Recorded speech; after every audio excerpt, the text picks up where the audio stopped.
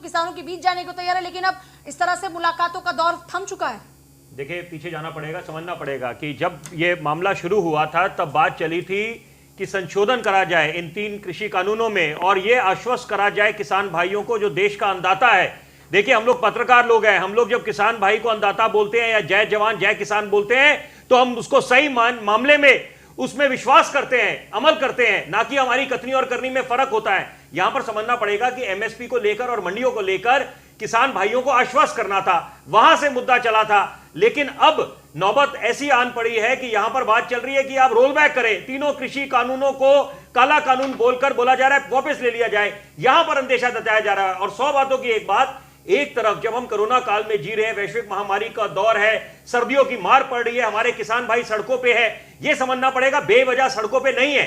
यहां पर एक कम्युनिकेशन गैप था, उसके लिए भी जिम्मेदार सरकार है, मोदी सरकार है। लेकिन समझना पड़ेगा कि यहां पर किसी भी विपक्ष मजबूत होना चाहिए, लोकतंत्र की खूबसूरती है, लेकिन कई मामलों में विपक्ष को जिम्मेदारी निभानी पड़ेगी और यहां पर बचना पड़ेगा। मैं किसी सबकी नहीं बात कर रहा, ऐसा अंदेशा यह भी जताया जा रहा है कि कुछ लोग मौके का फायदा उठा के किसान भाइयों के कंधे पर रख के अपने मंसूबों को अंजाम देने की कोशिश कर रहे हैं। तो वो कौन है, वो तो देखिए जांच का विषय है, वो तो पता लगाना पड़ेगा।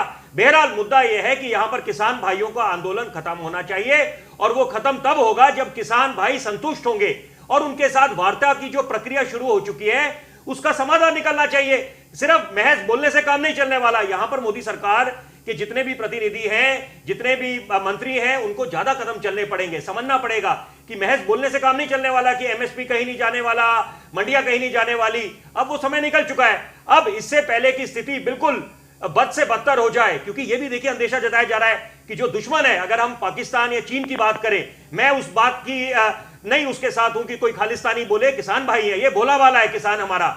और सबसे बड़ी बात है कि यहां पर यह समझना पड़ेगा कि हमारे जो दुश्मन मुल्क हैं, जो पड़ोसी मुल्क है चीन या पाकिस्तान, तो वो मौके का फायदा ये स्वाभाविक है उठाने की कोशिश करेंगे। उस चीज से बचना है। ये हमारा देश बड़ा महान देश है और यहां पर यह मान के चलना पड़ेगा कि ऐसी स्थिति ना आए कि जब बिल्कुल हमारे देश ने बहुत दंगे देख लिए, 84 के, 2002 के, 2020 के, इस साल।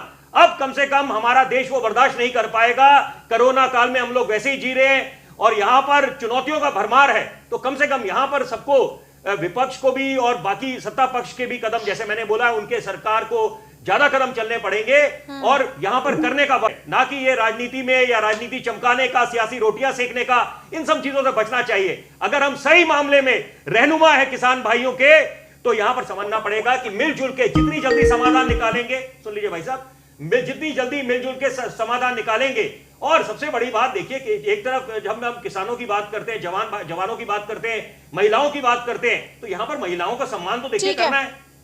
बिल्कुल, महिलाओं का सम्मान करना है और किसानों की आवाज को दबने भी नहीं देना है, लेकिन किसानों के आंदोलन को कोई कैप्चर करे ये भी नहीं होने देना। लगातार बहस जारी है।